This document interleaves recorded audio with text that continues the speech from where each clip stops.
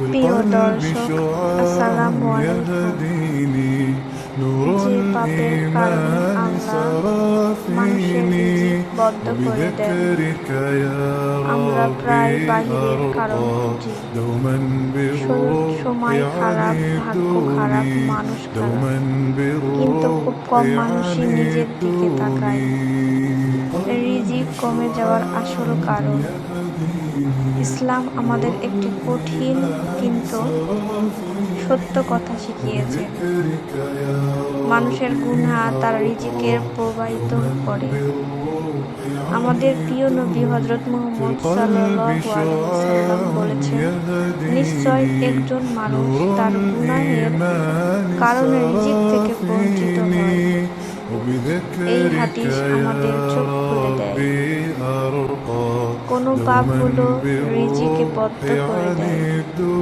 এক, গোপন গুনাহ, যে পাপ মানুষ লুকিয়ে করে। মানুষ না দেখলেও আল্লাহ দেখেন।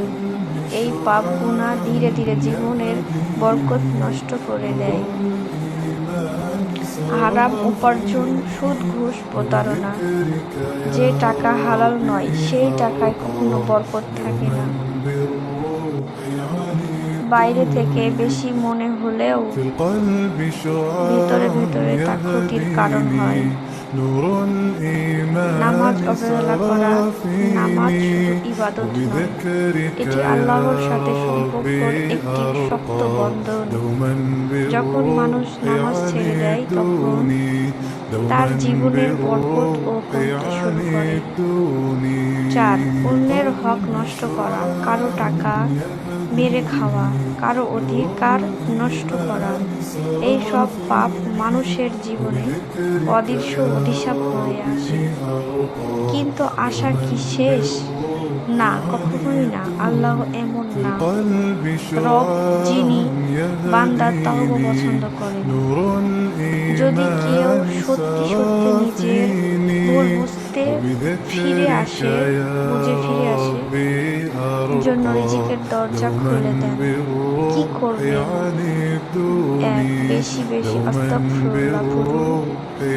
2, হালাল উপার্জনের চেষ্টা করুন। 3, নিয়মিত নামাজ পড়ুন। 4, অন্যের হক আদায় করুন। 5, শেষ কথা, অনেক সময় আমরা ভাবি, আমার রিজিক কমে কেন? কিন্তু হয়তো প্রশ্নটা হওয়া উচিত, আমার জীবনে এমন কি আছে যা আল্লাহর রহমতে আটকে দিচ্ছে?